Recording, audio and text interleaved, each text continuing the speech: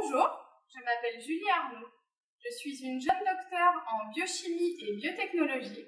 J'ai réalisé ma thèse au CERMAV dans l'équipe glycobiologie moléculaire et encadrée par le docteur Alain Berty. Ma thèse va parler des sucres. Tout le monde pense les connaître, mais ce n'est pas que cela. En effet, il existe une très grande diversité de sucres, dont certains jouent un rôle très important dans notre corps. D'ailleurs, un domaine entier de la biologie s'intéresse à l'étude des sucres. On l'appelle la glycobiologie. Les sucres sont principalement retrouvés à la surface de nos cellules. Vous ne le savez peut-être pas, mais les groupes sanguins ne sont rien d'autre que des sucres retrouvés sur les globules rouges.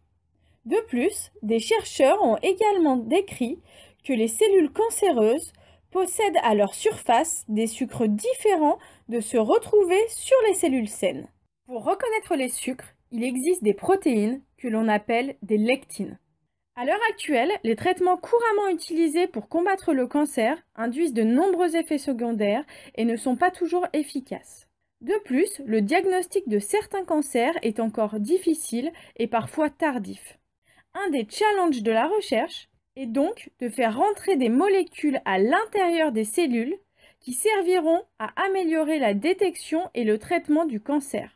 La glycobiologie peut contribuer de façon significative en apportant une nouvelle solution.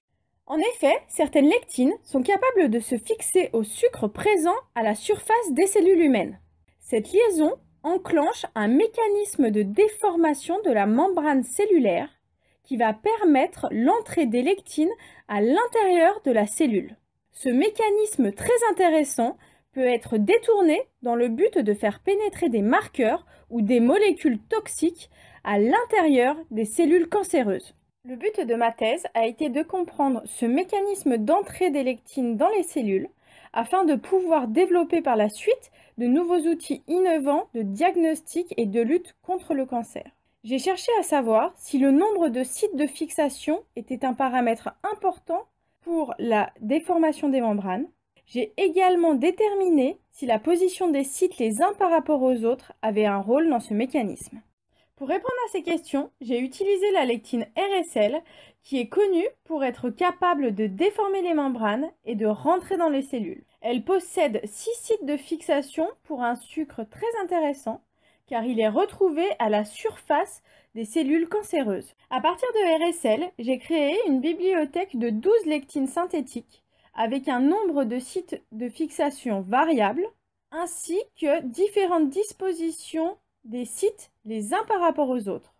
Ici, chaque site de fixation est représenté par un rond blanc. Certaines lectines possèdent 6, 5, 4, 3, 2 ou 1 site de fixation. On peut voir que pour un nombre de sites de fixation de 4, 3 ou 2, il y a 3 dispositions différentes des sites les uns par rapport aux autres. L'ensemble de ces lectines a été caractérisé par un nombre important de techniques différentes, dont l'étude de la structure des protéines. En effet, à partir d'un cristal de lectine, en nous rendant à l'accélérateur de particules du synchrotron de Grenoble, nous avons pu déterminer la structure 3D de la protéine à l'échelle atomique. J'ai également testé la capacité de ces lectines à rentrer dans les cellules. J'ai ainsi pu mettre en évidence que la déformation de la membrane cellulaire par les lectines est dépendante du nombre de sites de fixation, mais surtout de la distance entre ces sites de fixation. En effet, seulement 2 sites de fixation sont nécessaires à l'entrée des lectines dans les cellules lorsque ces sites sont très proches l'un de l'autre. En revanche, la présence de 2 sites de fixation éloignés l'un de l'autre n'induit aucune déformation de la membrane et ne permet pas l'entrée des lectines à l'intérieur des cellules. Cette découverte est d'une importance majeure car elle permettra de concevoir des lectines capables de délivrer des molécules ou des toxines spécifiquement dans les cellules cancéreuses. L'intérêt de cette nouvelle approche sera d'améliorer le diagnostic, d'accroître l'efficacité des molécules anticancéreuses et de limiter les effets secondaires des traitements.